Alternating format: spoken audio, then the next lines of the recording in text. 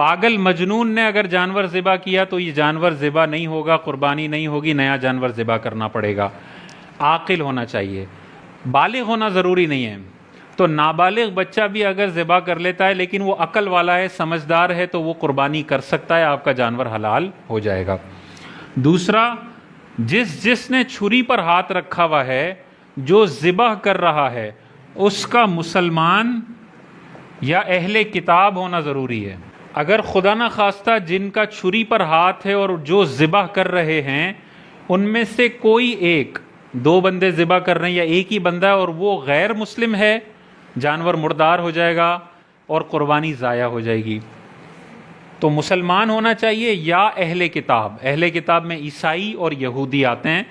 اگر یہ اپنے اصل عقائد پر ہوں جو عیسائیوں کے عقائد ہیں اور یہودیوں کے، تو یہ اہل کتاب ہوں گے اور ان کا ذبیحہ حلال ہوتا ہے، لیکن مکروہ ہے ان سے ذبح کروانا۔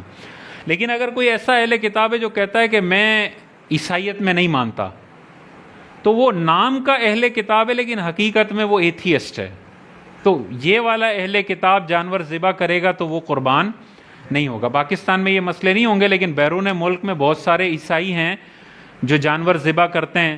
تو اب مسلمان کوئی ہم سے پوچھے کہ بھئی اہل کتاب کا ذبیحہ حلال ہے کہ نہیں، تو ہم کہیں گے حلال تو ہے، لیکن وہ اوریجنل اہل کتاب میں سے ہونا چاہیے۔ وہ کہے کہ میں عیسائیت میں نہیں مانتا ہوں یا میں خدا کے وجود کا منکر ہوں، تو وہ نام کا اہل کتاب یا مسلم ہے لیکن حقیقت میں وہ دہریہ ہے، ملحد ہے، ایتھیسٹ ہے۔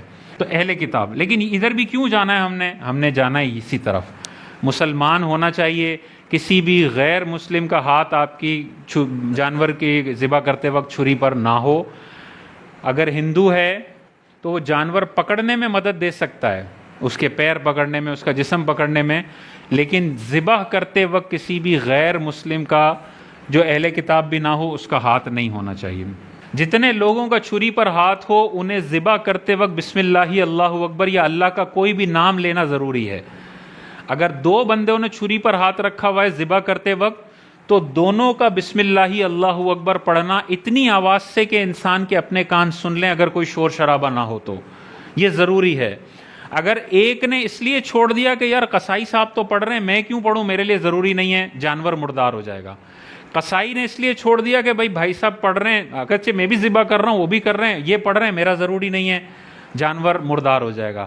یا قصائی صاحب کے منہ میں گٹکا ہو اور وہ گٹکا منہ میں رکھ کے جانور ذبح کر رہا ہے اور اس کے منہ سے بسم اللہ اللہ اکبر صحیح نہیں نکلا، یہ جانور مردار ہو جائے گا، کھانے کے قابل نہیں ہے۔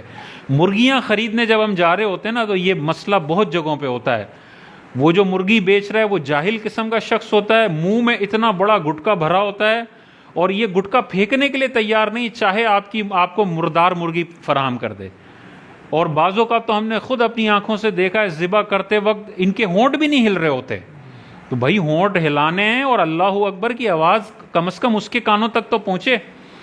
تو مرغی خریدتے وقت بھی ہم نے ایسے بندے سے خریدنی ہے جو ٹھیک بندہ ہو۔ کسی بد مذہب کی دکان سے مرغی یا گوشت والے آئٹم خریدنے میں احتیاط کریں۔ ہو سکتا ہے وہ ایسا بد مذہب ہو جس کی بد مذہبیت حد کفر تک پہنچی ہوئی ہو، تو وہ تو بسم اللہ اللہ اکبر پڑھ کے بھی مرغی ذبح کرے گا، یہ مرغی مردار ہے، پھینکنے والی ہے، کھائی نہیں جا سکتی۔ اور اگر کسی مسلمان سے کر رہے ہیں اور اس کے منہ میں گٹکا ہے تو اس کو کہیں بھائی گٹکا پہلے آپ نے باہر پھینکنا ہے اور پھر اتنی آواز سے بسم اللہ اللہ اکبر پڑھ کے مرغی ذبح کرنی ہے کہ میرے کانوں تک کم از کم آواز آئے۔ ہاں اگر وہ ذبح کرتے وقت بھول جاتا ہے تو بھولنے کا کوئی مسئلہ نہیں ہے، وہ جانور حلال ہوگا، اس کو پھینکنا نہیں ہے، قربانی بھی ہو جائے گی۔ لیکن جان بوجھ کے یا جہالت میں چھوڑ دیتا ہے، یہ جانور مردار اور حرام ہو جائے گا۔ پیسوں میں اونچ نیچ ہو سکتی ہے۔